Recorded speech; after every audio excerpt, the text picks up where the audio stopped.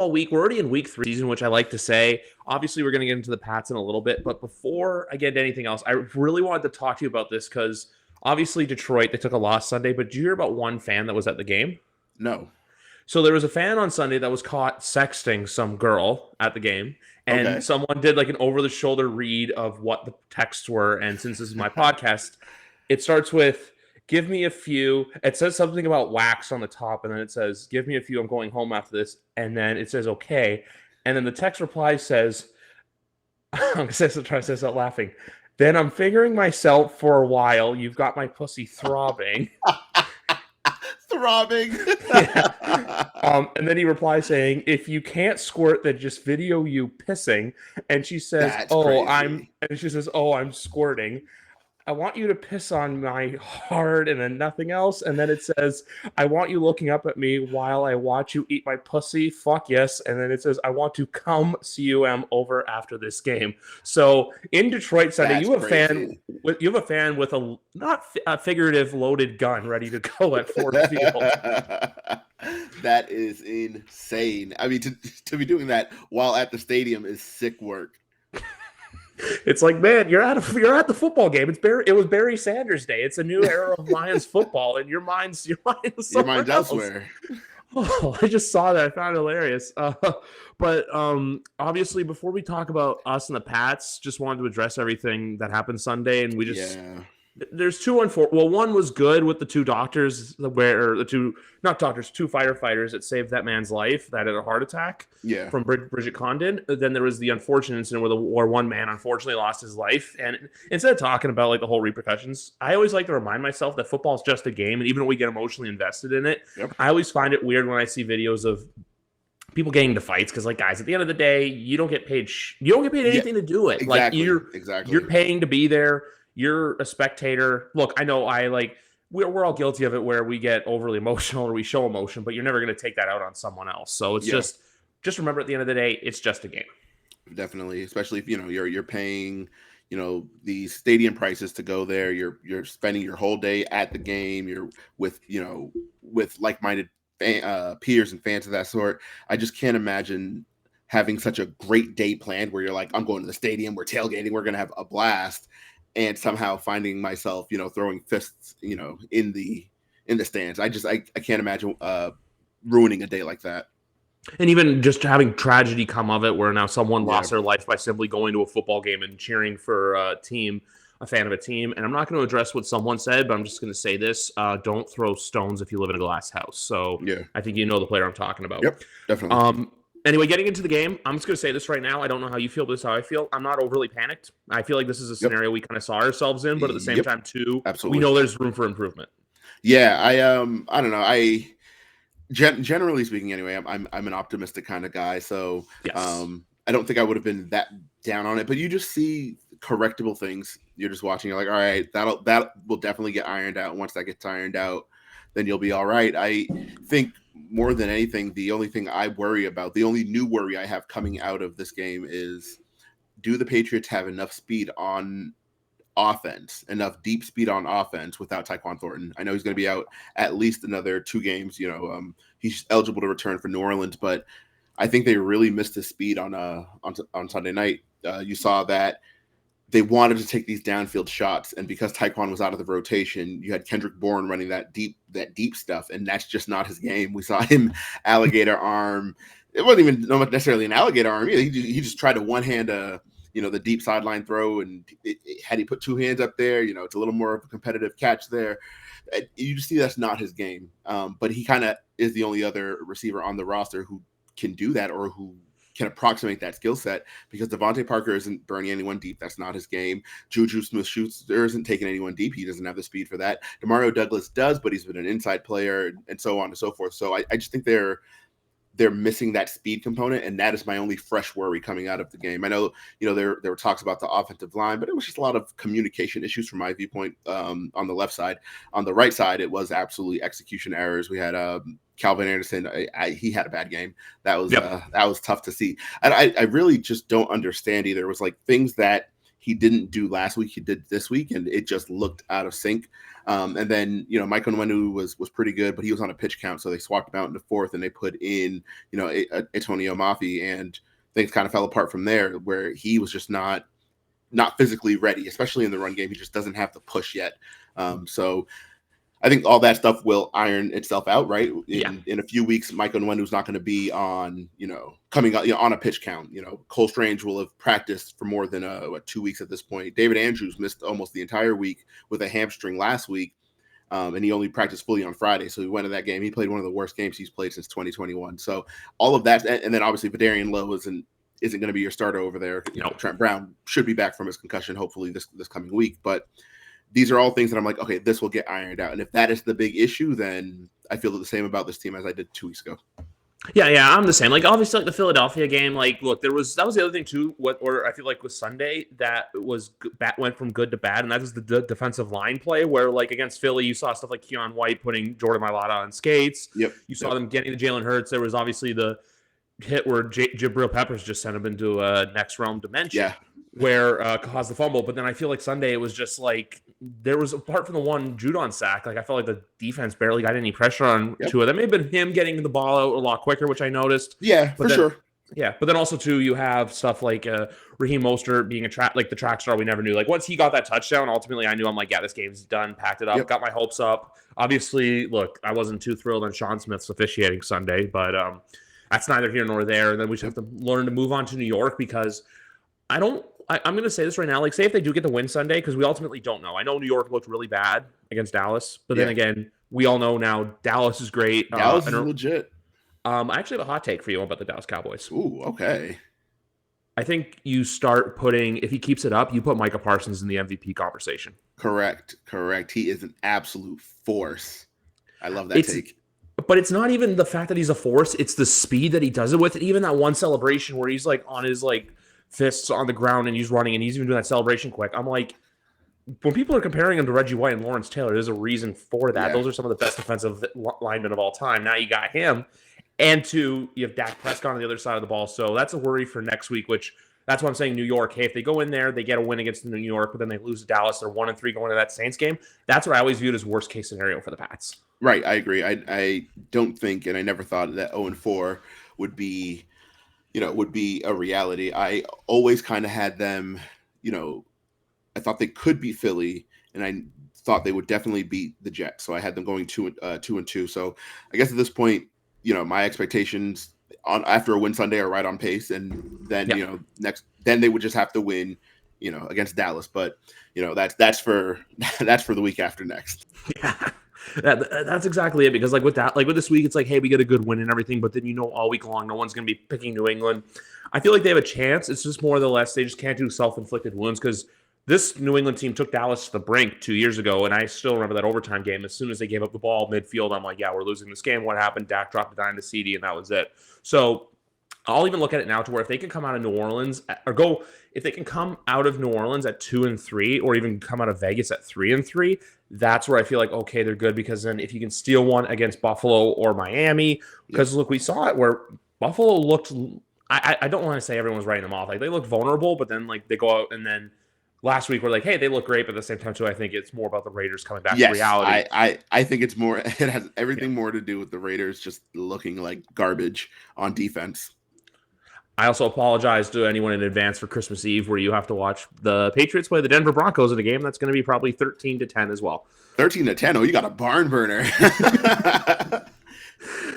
Oh man, Denver is going. I'm going to preview my picks for this week, but I think Denver is going to get killed against Miami this week in that heat. And I agree. There's all this other stuff. That they are not a good team, but I thought that last year as well. I didn't think they were a good team, and everyone's like, well, it's because of Nathaniel Hackett, and I was like, I just don't think they're a good team, period. Like I just didn't see it, even with Sean Payton coming in. I still don't. They're just not a very good team. A quarterback that they could target, that's, I feel like, only because I was saying this today when I hear about all these like college prospects and stuff like that, because there's 3 levels of football fans. There's the people that not even fan, but there's the level where it's like only Super Bowl.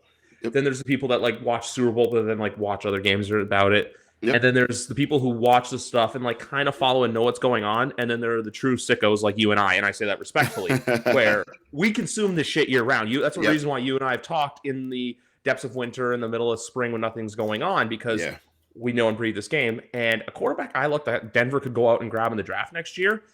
And before anyone's saying, oh, why did they go do that? Guys, they can get out of the Russell Wilson contract this year because there's a guarantee that kicks it in March. So that could be a March release. But Michael Penix Jr. from Washington. Yes, he is a baller. Oh my goodness. Such a live arm. He is the kind of player that I think everyone will love more than, I guess, the evaluators. I think he's one of those players that, once draft season actually rolls around and they start doing like combine and interviews and all that, you're going to start hearing some things. Oh, the team, teams aren't as high. It's going to be one of those like, no, everyone on Twitter already knew like this guy was legit. I think he's going to be that kind of guy. Exactly. It's the guy that like we noticed within the draft, because like the draft experts are going to look at, the Caleb Williams, which that's whatever. But then like him, the Drake Mays, etc. I even put KJ Jefferson in that category as well, where I feel like he can go high. Obviously Marvin Harrison Jr., both him and Caleb probably look great in that desert red in Arizona. But no, Michael Penix was just a name that came up because I feel like he's going to be that guy that can like sneak in the top 10 where people have questions on.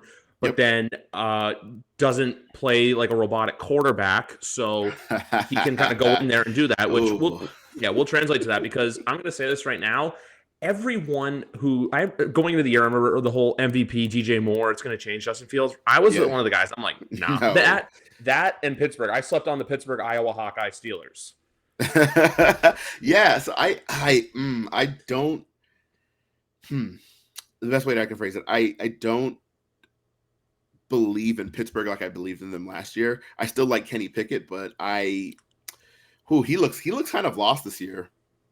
They remind me through their first two games so far of what New England was last year, where it's like mundane play calling to where when your defense can't bail you out, you're gonna lose. You're gonna look terrible. But when your defense is on, it's gonna look one way. Definitely. Yeah.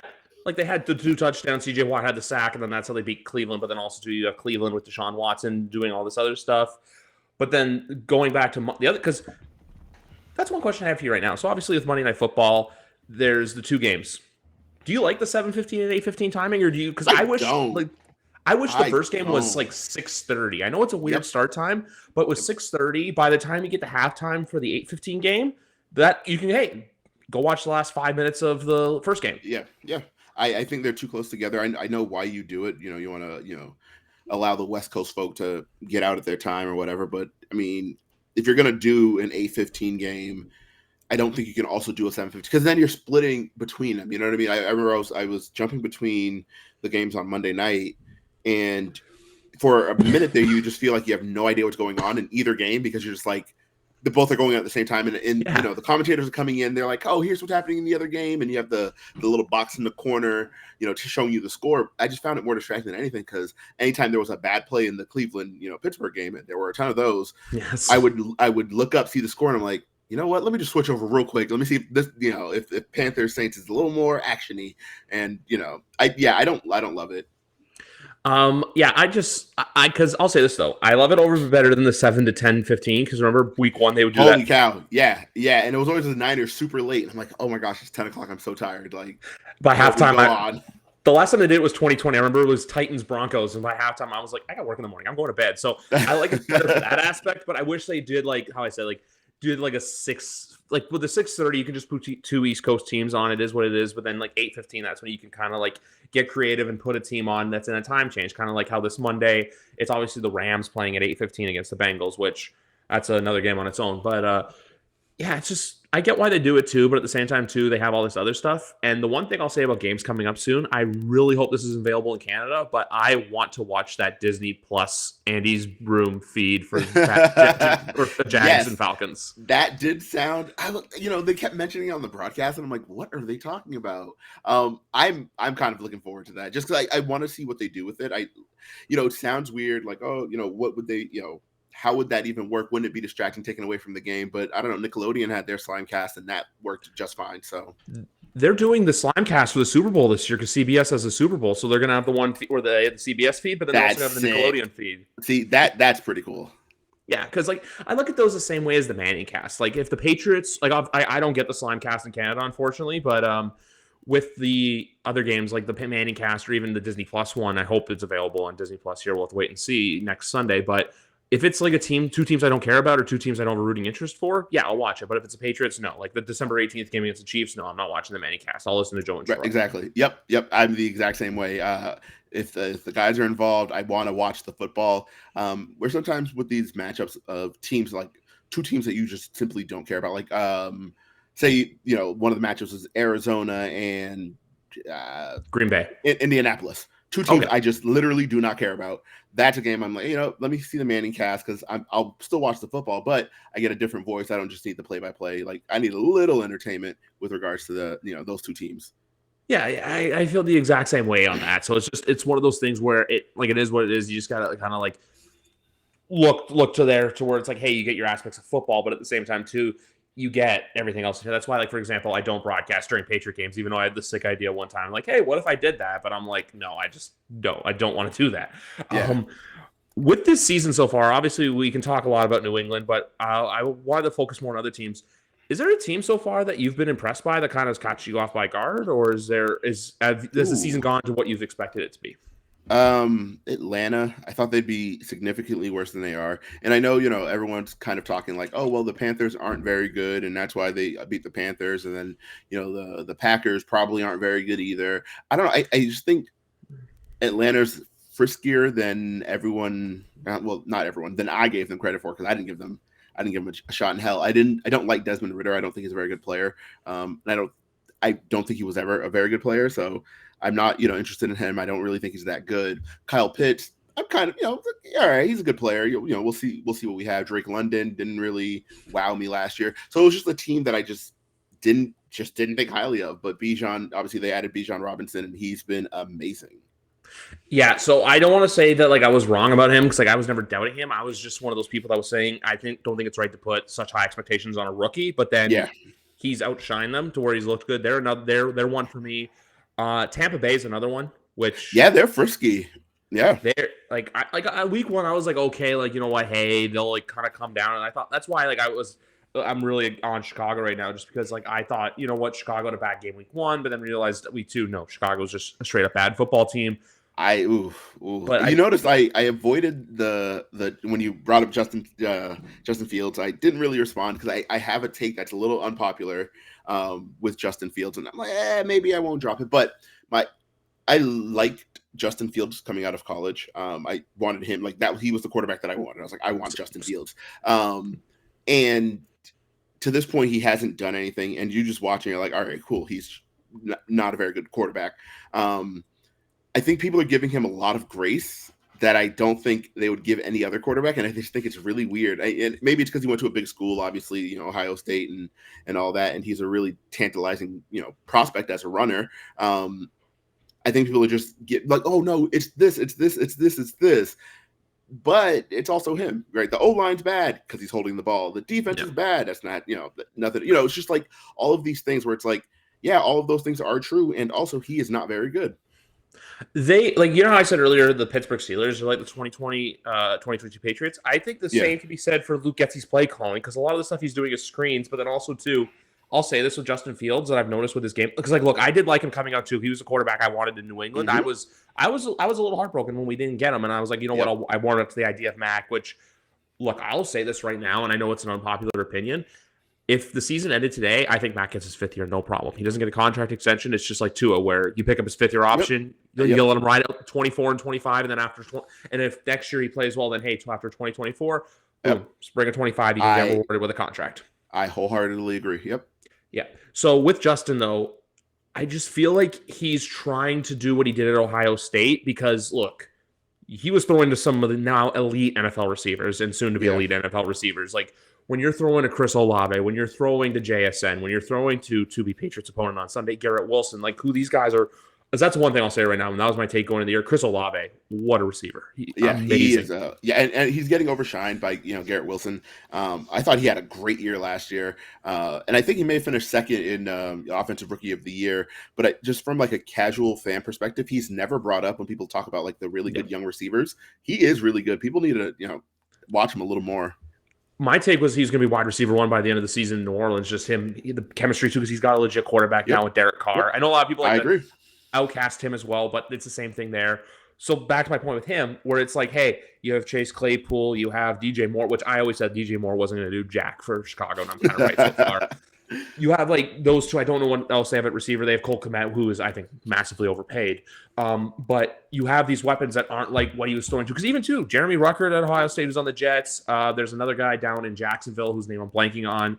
But he had all these weapons, but I still feel like he's trying to, like, those guys can't get open like that. Like, there's, like, I'm sorry, DJ Moore and Chase Claypool aren't what Chris Olave and Garrett Wilson are. So he's trying to make those plays to where it's not this, he's looking for that perfect dime where it's just run down, catch, boom, and then go. It's DJ Moore can't get separation. We all knew that. And then Chase Claypool's just like had the great rookie year and then has fallen off a cliff. So that's my thing with Justin Fields, where it's like, hey, you're trying to do too much with nothing. And I feel like next year it could be this whole, oh, hey, new coordinator, new system. But it's like, okay, we've already done that with him where you brought in Eberflus because, look, Chicago needs a DC now, which that's a whole, I don't even know what the hell's going on with that. Oof. What? Yeah. Like FBI was raiding his house on Monday. They raided Hallis Hall, which proved to be false. But I'm sorry, it's a mess. And Patrick Mahomes is going to drop 40. I think Sunday is the game too where the Chiefs are going to come out and it's going to be that game where it's like, yeah, the Chiefs are good. Like with Chicago though, like I'm sorry, this game should not be. I know they're an iconic franchise.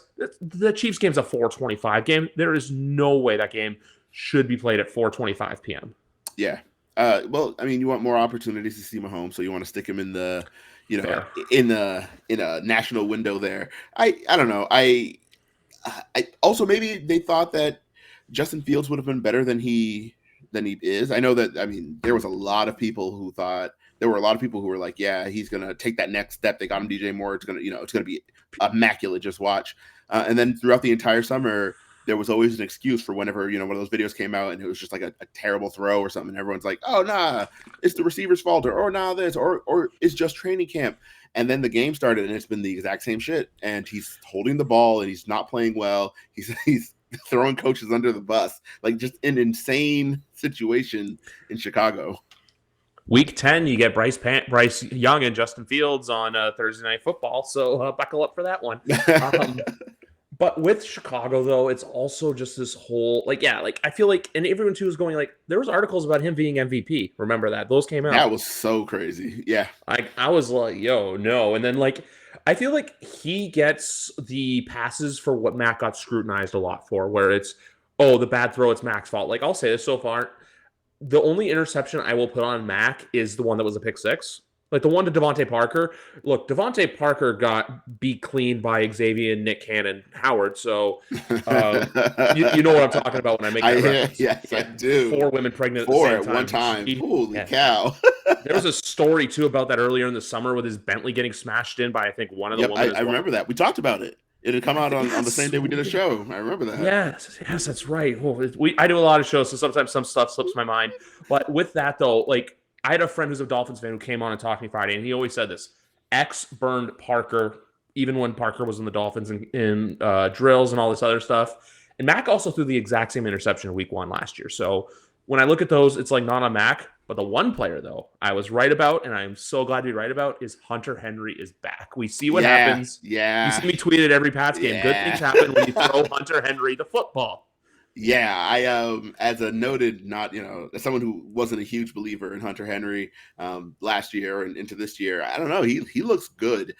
He looks like one of the centerpieces of your offense, right? Like the player, all right, cool, we'll just get him the football and he'll make a play for us. And it's not like a super splashy play because that's not really his game, but I think he's just a nice consistency player. And you see that he's well respected. He's the captain this year. I almost wonder if it's time for an extension.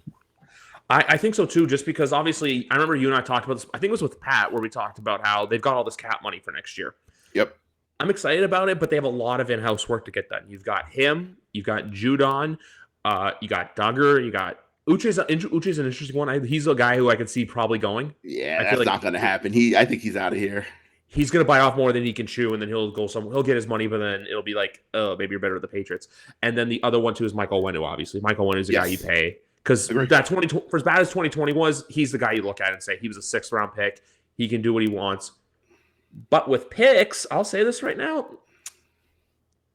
Gonzo's looking pretty damn good. The fact Holy that cow. Yeah, right?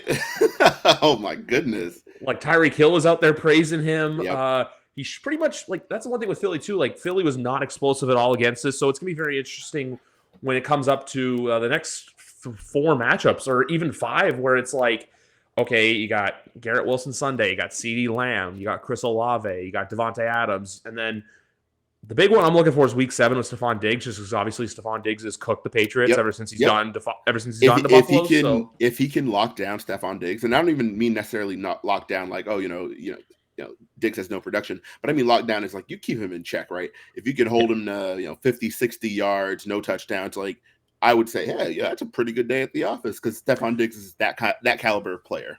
Yeah, and even too with the Patriots secondary as well, like a guy like obviously Kyle Duggar's due for an extension. Dallas Goedert had 0 catches week 1. Yep. Yeah, I really don't understand why Duggar hasn't been extended. I was certain it would get done in the summer. I don't really get that. I think he's a hardball guy where Belichick's probably going to try to play hardball with him, where it might be like, David Andrews was like, yeah, hey, I'll like go look at my options. And you realize like, look, I feel like he could do that. But if he does do that, I think you're more likely to lose him than keep him. Because he is. Yeah, I agree. I think the league, he's the kind of player that the league is after right now on defense, as far as like, your second level goes. He's someone you can stick down there at linebacker and feel comfortable like, hey, we're all set down there. You can put him in the box as like a, true strong safety and be like, hey, we're pretty comfortable there. We can put him on the edge of the line and blitz him like a linebacker, and you're going to feel pretty comfortable there. I think he's the kind of player that someone is going to pay. And I know he's not been amazing in coverage, like in single coverage, man coverage situations. Last year he gave up, what was it, 5 touchdowns, which is a lot, but it was one of those things where you're like, all right, I will live with that. I would live with him allowing, 6 yards per catch and giving up a few touchdowns, because everything else he does is just amazing. So pay that man whatever money he's asking. That's just give him the money, like save him the trouble. Judon's another one I said, because obviously Judon is a guy. I feel like Judon though is a guy who will take a hometown discount. I feel like he likes staying here, even though look, his wallet gets lost on top of the cars and he has the air. That made my Monday more than anything. He lost his wallet. Yeah, so he posted on IG. So he has an AirTag on his Louis wallet. Marcus Jones put it on top of his car as a joke. It fell off, and he was like walking on the side of the highway and stuff like that. So it was just one of those like hilarious moments to where even going like 0-2 aside, this team's just there's just a vibe around them, and I like the fact too that there's all this stuff about like getting better. I'll say this too: the biggest issue obviously was the Pop Douglas fumble on Sunday. But I like how it's not, look, Belichick's just teaching the kid a lesson, but then you have everyone else coming out and being like, you know what, hey, I've done this before. Hey, I've done this before. It's kind of like in those movies when the kid pisses his pants and everyone like remember Billy Madison when the one kid did that and like everyone's themselves? Yeah. That's what it is. It's just kind of saying, hey, this happens, just learn to shake it off and learn to get better. Mondre and Hunter Henry, I just hope we don't see him as an inactive on Sunday, because I feel like they won't do that, kind of like how Booty got inactive for week 2. I just don't think it'll happen, but it's one of those things you have to think about, obviously, because Belichick doesn't play games. Well, so my take on Booty has been, everyone's like, oh, he's being punished, and I don't really see it that way. I think he was only active in the first place because Devontae Parker wasn't. So I always thought he was going to be inactive this week if Devontae Parker was, because I don't think you would carry that many receivers on your active roster who do the same thing. So Booty played in that Parker role on against the Eagles. So if, obviously Parker's back and Parker played 100% of the snaps, he usually plays upwards 90 something, if he doesn't get hurt, he usually plays upwards 90% of the snaps. So if you have a guy who's going to play, who you project is going to play all of the snaps, you wouldn't activate the guy who is essentially his backup, right? If Booty would only play that Parker role and you have Parker and Parker's going to play almost all of the snaps, why activate Booty? So I think that made a lot of sense. People counter and say, well, they activated Jalen Reagor and he didn't even play. I think he was one of those, bring him on, and if you have the opportunity, use him for that speed element, because like we mentioned at the top of the show, without Tyquan out there and without Pop Douglas out there, the offense just lacks speed. I think he was brought in to play, that role. Break glass, like Jalen Reagor was like kind of that break glass in case of emergency kind of role. If things are going really ugly and we just got to start taking some deep shots down the field, we'll bring in number 83 and make him do something with it. Exactly. And the one thing I'll say too is, and I keep hearing a lot. So 2 things. One, I know Taekwon's not playing, but the wet blanket that is Ben Volen keep on going. George Pickens was picked ahead of here. Every time. Oh, I freaking hate it. I just don't like when people do that because it's like, look, did you get a pick wrong? Yeah. Can you go back and change it? No. It's kind of like I heard people like seen people one time go like, why wasn't Travis Kelce a first round pick? And I'll be like, go look at his college film. It's like, right. Yeah, like one team too that did this that I don't think gets enough flack is the Niners in 2017, who Solomon Thomas and Reuben Foster obviously didn't work out. But hey, you got George Kittle in the 5th round, so it's the draft to watch. Exactly. Like, it bothers me because it just screams of looking for something to nitpick, right? If your team, the Patriots aren't even playing, and yet you're watching other games to say, hey, the Patriots pass on this guy who's doing well. I don't know. I think there are better things to do with your Sundays. Yeah, or Monday nights. It's just too. I feel like I love Patriots Twitter, but I feel like there's half of them that are like it's very not what is it? Not there's backhanded compliments. I was looking on the word where it's very pessimistic more than like glass half full, where it's just more like, oh, like could have had this, could have done this.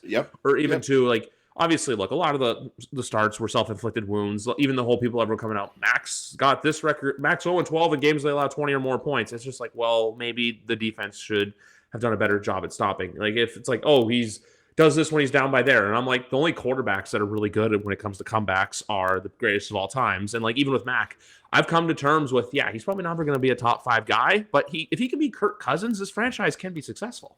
I agree. That post in particular was really bothersome for me. I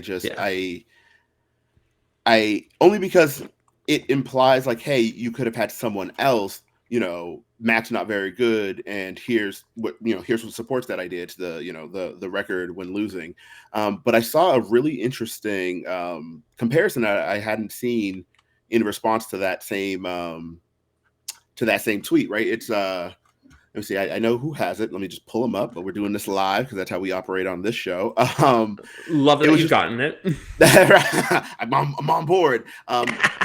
But basically, the gist was, Mac's record in losing situation to something like 0-12 or 0-13 or something to that effect.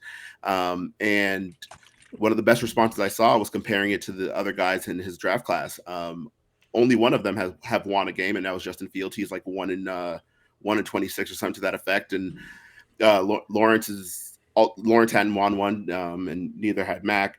Zach Wilson hadn't won one. So it was one of those situations where it's just like, compared to all of his contemporaries there, everyone faces the same problem. And you were right when you said it's only like the only guys who are good at comebacks are the guys who are, the greatest of all times. The list is like Mahomes and Allen. Like they're the guys who've won the most, score to win situations. You know what I'm saying? So I just think it's wild that's the standard that's being brought up. It's just a talking point that someone tweeted out on Sunday, and it's just been making the rounds the last couple of days.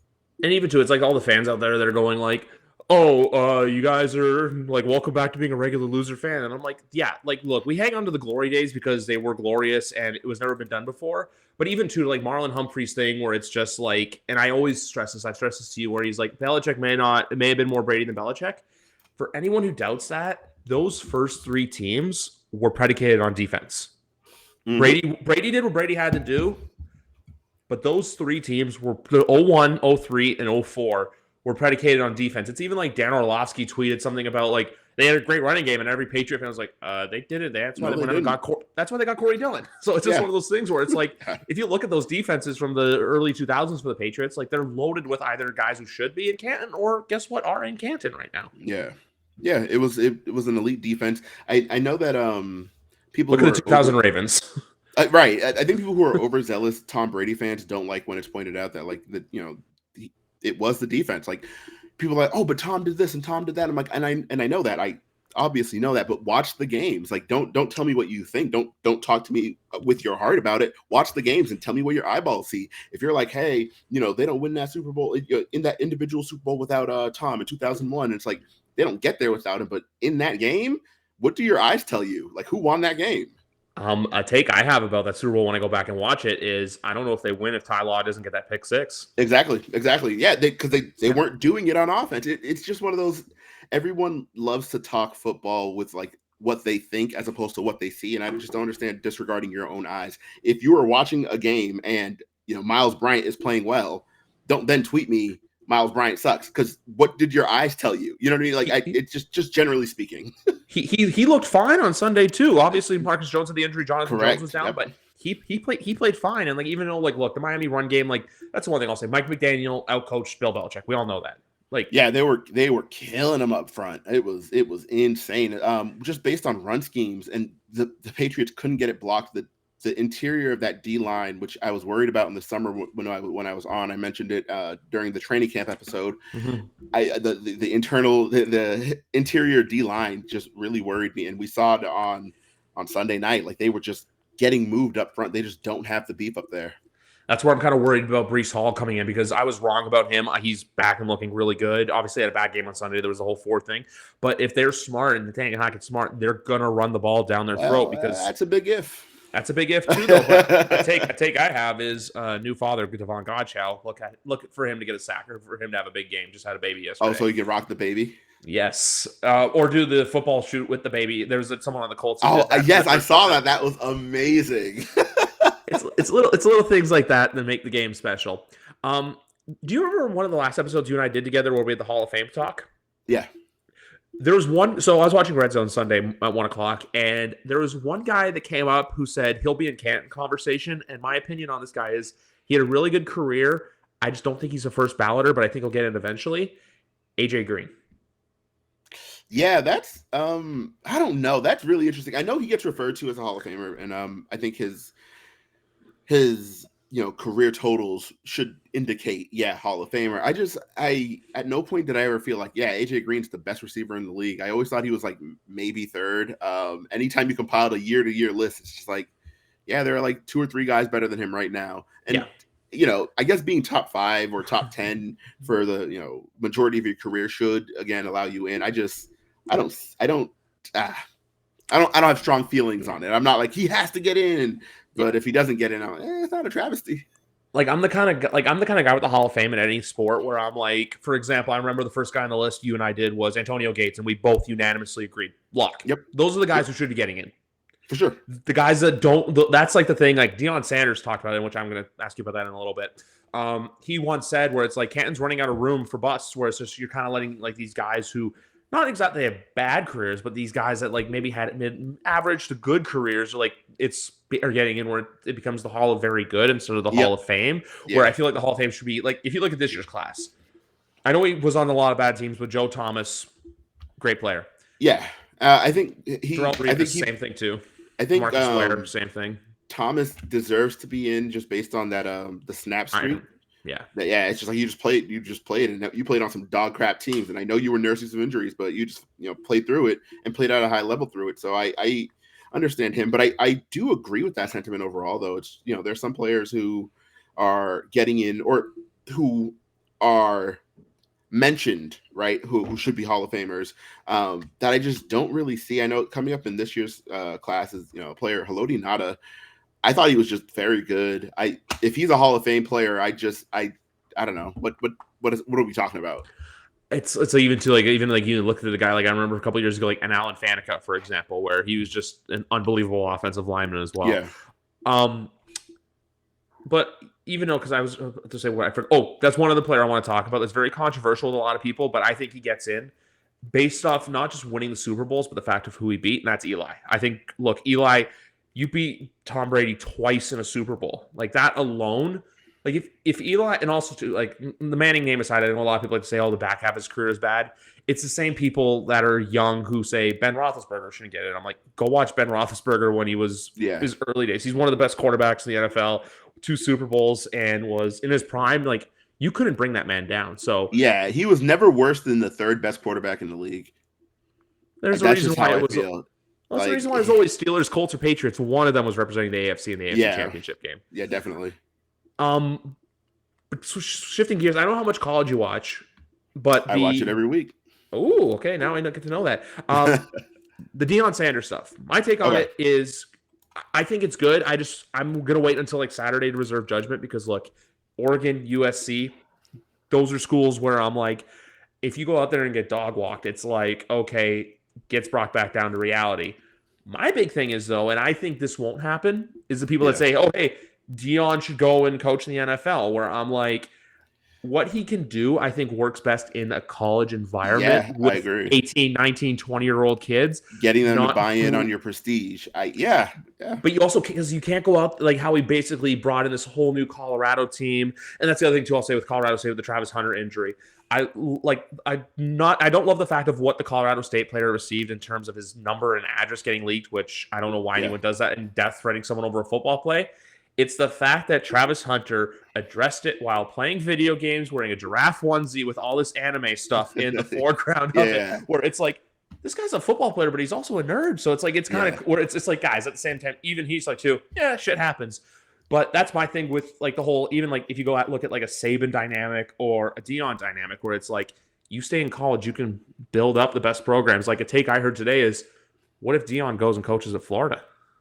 Yeah. That if he goes to like a big SEC school. Yeah, I agree. I think we're so eager to move people up that we sometimes forget that like some of what they do is only special because of where they do it. I think a good example of that was Matt Rule. I think obviously he's a great college coach. Chip Kelly was another one in that same regard, where great college coach gets the players to buy in, and his motivating style just works with younger people. It's a lot different when you have a 9-10 year vet who's always done it this way, and you now have to manage that on top of trying to instill what you want to instill. So I think Deion is one of those guys for me, where I think his entire, I don't want to call it a gimmick because it makes it sound inauthentic, and I don't think it is inauthentic, but his entire appeal is that he is such a people person, and he can motivate the hell out of you and be proven right. And because he's such a quote unquote winner, right? Everywhere he goes, he kind of has success. People will just buy in, and that buy-in really, really does something, because I don't think that Colorado team is like very good on paper, right? Like their roster isn't a very good roster, but they just find ways to win games. And I think that comes down to coaching.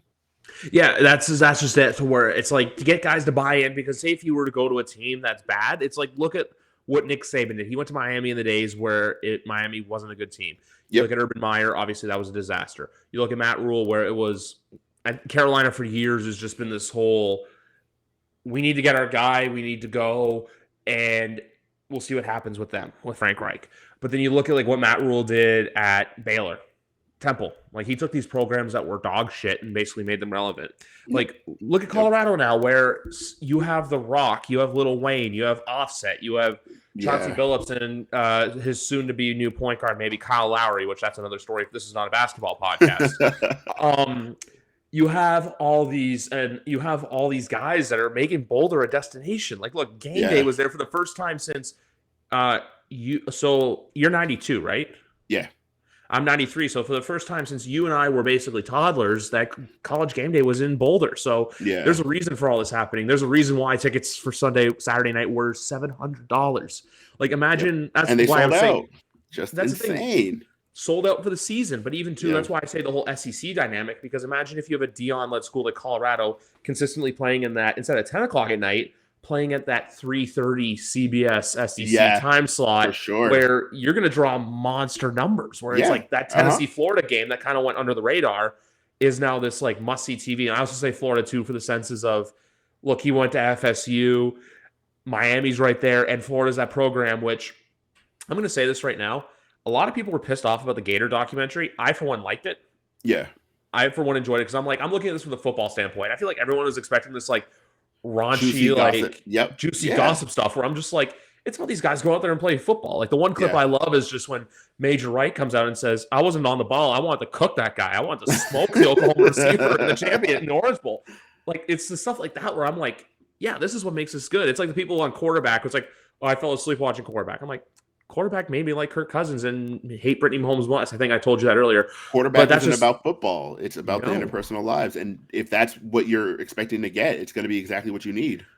Like I'm going to say this right now with season 2 of quarterback. I can't wait for that conversation to come out about Matt Stafford and his wife, that the shit that she took to her podcast, where he's like, I don't get along with any of my teammates. I can't wait for that to air. Yeah, that's going to be awkward. Which that's another team too. I will say, I'm not ready to crown them yet. I feel like they are good, but it's still, for me, I want to see them play like someone out of division. I want to see them like this, like the Monday night. That's a perfect example. Cincinnati, who I'll say this right now, they're not winning the North unless Baltimore falls off a cliff, because you're 0-2 in division play. Yeah. That's a big yikes. Like, I'll say this for divisional play as well. Buffalo has to beat Miami week 4. Because if they go to play tomorrow, Buffalo plays Washington. Play, not tomorrow, this coming week. Washington. Okay. Yeah, but then if they lose to Miami, they're 0-2 they've in already division lost play. to the Jets. Yeah, that's tough. Yeah, and I don't think that's a guarantee. Whereas in past years, I like Buffalo more than it seems like everyone else. For whatever reason, a large contingent of football fans have shifted from like Buffalo's awesome. Oh, Buffalo fell off. Just watch. They're going to lose the division. I still think they win the division. I think they still think they're a good team, but I don't think it's a guarantee that they go and just beat Miami, because I think Miami is a better team than people are letting on. I think so too. But my thing with Buffalo was, I feel like a lot of people did that because they were that team last year where it was like, they should be in the Super Bowl. They're going to be doing this. Like, their fans were like buying tickets in hotels to Glendale, Arizona in like 2022. So where it's like, they had these like this huge bar set for them where I'm like, if this year I look at it where I'm like, hey, if they're in the AFC Championship game, I think that's a successful season. Obviously, for them, it's not. But for me, I look at that as you have two choices if you're Buffalo. One, you do that, or two, you continue to let your fans do weird experimental drugs and basically fall into your site, the construction site of the new stadium. Like, yeah, that was what a story. Like, I understand having fun at a football game, but I'm not like taking weird psychedelics and also uppers and downers and covering yourself in shit at a football game. Like, I'm there to have fun. Like, I'll have some beers, and yeah, if pot's offered and it's legal, I will do it. But I don't care. I live in a country where it's one of the only few countries in the world where the stuff's legal. Where you do that, but then you don't go off and like do that. It's like the same people who get like completely blacked out at a football game and like are barely like the one. Like, can't even remember the third quarter. Yeah, the person at the Cleveland Browns game, I don't know if you ever saw it, where he's just rocking. I'll send you the video later if I can find it, but he's just like standing up during the anthem, but he's just like, I'm going to stay on my chair. He's just like, during Star Spangled Banner, where it's just like, get down, let's go.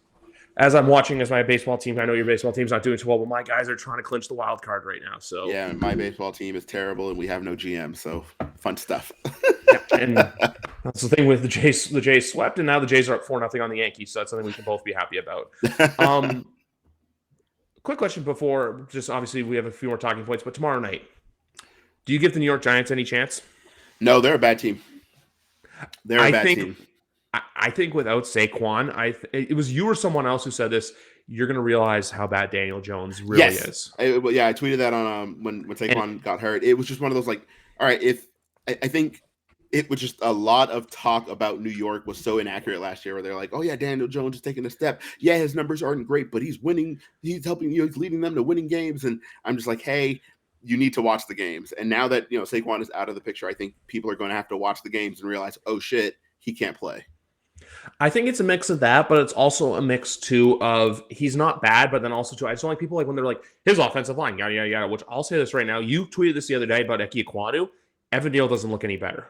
Oh dear, yeah. Ike Ekwonu, he looks bad. He looks so bad. I don't know what's up with that. Because he wasn't bad last year. He was up and down as most rookies are. And it was just not there. That was a weird.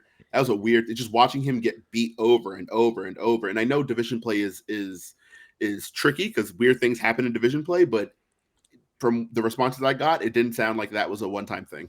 No. And the other thing I'll say too with the Saints as well, they have two players on their front seven who I think are severely underrated in the NFL, and Demario Davis and Cam Jordan.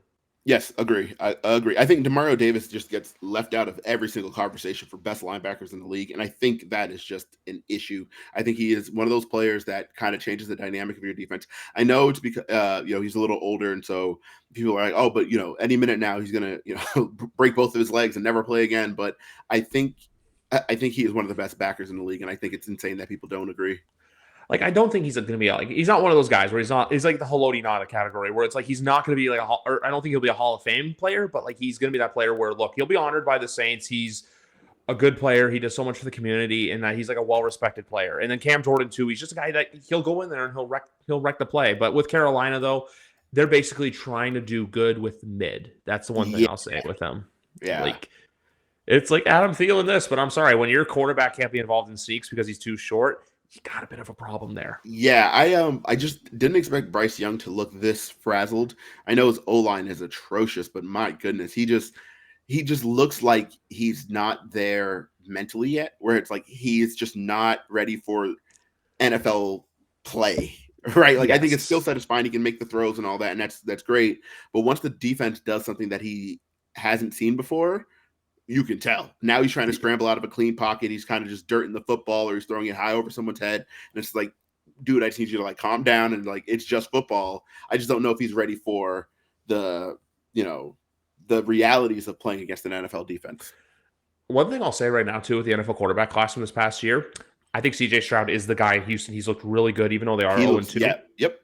He looks like he's the kind of guy where he'll take a hit and then he'll just like kind of shake it off and then he'll just proceed to do stuff. And also my other take from this past draft was that Tank Dell is a good wide receiver, and we're seeing that so far. And even though he was concussed, Anthony Richardson too. I think my take with him was it's either going to be Justin Fields or Jalen Hurts. I don't think it's going to be. I think it's going to be more of the Jalen Hurts. I'm not out here saying he's going to be top 5 leading them Super Bowl in 2 years. No, I'm just saying the level of play. They just got to keep adding weapons and also shore up that offensive line. I took flack for this last year when I said Quentin Nelson's not a top 5 guard anymore in the NFL. But if he's not, but like if they can get players that can replicate that, it's great. The other thing they have to do is add tight ends as well, and then figure out whatever the hell's going on in the running back room with Jonathan Taylor. Even though I still feel like he'll be gone, but. I think he has to be. And then with running backs, so we did have a trade today where now we have a mid-off between Cam Akers and Alexander Mattison in Minnesota. Yeah, I never bought into Alexander Mattison. I think he's a good role player, but there were a lot of Vikings fans over the summer who were like absolutely sold that Alexander Mattison could be that guy. Like it didn't matter that Alexander Mattison can approximate Dalvin Cook if they released Dalvin Cook when that was a question. I just don't see it. He's a fine role player, but I don't get that. And then Cam Akers, my goodness. I don't know what's going on. Like I said, the Rams, I'm not ready to buy into because like the Seattle game, week 1 divisional games are always there, but they did a great job with the Vegas house call on Saturday. Was the only thing I was going to say. And then with our running backs, I'll say this right now. I know we had the fumble, but for the most part, Zeke's looked fine. He's just got to get better in pass pro, in my opinion. Yeah. But apart from that, like, if New England, they're going to I feel like hopefully it's Sunday. They have the game where they get it right, and then they kind of go on a roll, and maybe they surprise a couple of teams here or there. Because I still feel like out of the Dallas game, the Buffalo game, and the Miami game, I think they got to win at least one of those to really, like, surge that playoff convo back. I can see them winning one of those. Yeah, I don't know. I think for the Patriots, it's just a matter of getting that O-line situated. Get 5 out there together. It's been an issue. I know that the popular take leaving Sunday night was, well, they gotta, add all these new players because everyone sucks. Like I said, on the left side of the line, it was more communication errors. It looked like Cole Strange looked like he hasn't actually played football in 3 months, and I mean, he didn't because he got hurt and the first day of pads and really didn't come back until the end there. He looked like he hadn't played in a little bit. David Andrews, like I mentioned, had his issues, and then you have Vidarian Lowe, who isn't a normal starter. He's only been here 2 weeks because he was traded, at cut down day. I just think they need to get their starting 5 out there. Go Trent, Strange, Andrews, Onwenu, and Calvin Anderson. I think you get them 5 out there and let them work together, work out the kinks. Because I think individually, it's not like poor play that's doing it. It's just execution errors. You know what I mean? It's not like, yeah, well, that was the case with Antonio Maffi, but the others, it's not like, Calvin Anderson's getting destroyed because he's a bad football player. It was just like, all right, he thought he had help. He didn't have help, got beat to the outside and gave up a sack. Those are the kind of things that get worked out over time. So I think you just get your 5 out there and let them work through it. To quote French Montana, don't panic, I think is the right term to use. Yeah, for sure. Yeah. And I know 0-2, it's really hard not to panic, but just give it some time. Yeah, you got to have faith. You got to know that there's a system process and all that still end on this note. But for anyone out there saying, because of those whole Robert Kraft comments about making the playoffs and everything like that, where it's like, oh, Bill Belichick may not be there next year. I'm like, guys, Belichick's going to be there until Belichick doesn't want to be there. And also, too, there was that report that came out. Apparently, he wants to break Shula's record because Shula was, I guess, had a lot of bad comments. It was Deflategate or it was something, Spygate. And Shula had a bunch of bad comments about it. And I think there was a thing from Belichick basically saying, look, I didn't get the perfect season, but I'm going to take his wins. I love it. Yeah. It's pettiness at its finest. Yeah, for sure. I think I don't know, the whole Bill thing, fire Bill or whatever the case is there, that entire movement just doesn't make a ton of sense to me. I don't think it's something that we'll see. I think that, in the end the team will be fine anyway. I think they'll be, like I said, 9-8. I think they could maybe compete for that seventh wild card spot, at that third wild card spot, pardon, and just kind of make some noise. I think they'll be fine overall. I just think people are jumping the gun as they typically do. I think the same thing as well. Two other points. Actually, you know what? We'll play a quick game before we go. Obviously, there's a handful of 0-2 teams with New England, also LA, Minnesota, Carolina, Denver, Arizona, Cincinnati, Chicago, and Houston. If you have to exclude New England, which one do you have the most faith in to turn the season around? Cincinnati. They started slow last year. Their quarterback hadn't practiced in a month and a half after he had hurt, what was it, the calf, I think it was, what they officially ruled it as. They're just still trying to get it together. I think they're too talented a team to just kind of fold at 0-2. They didn't last year, and I don't think they will this year. I like them too. I just want to go with LA just to be different, but also too because I do think they do have everything that it takes to turn it around. Also, I'll say this, because my MVP pick going into the year was Justin Herbert as well. Yeah. So we'll see what happens there. But anyway, guys, I think that's going to wrap it up for this week. If you're going to watch football, don't watch the Sunday Nighter, because the next 3 Sunday night games, actually the next 2 are gross, where you have Pittsburgh and Vegas. Fun. New York and Kansas City. They have to flex that game, man. What are we doing? But week 5, we get Dallas and San Francisco.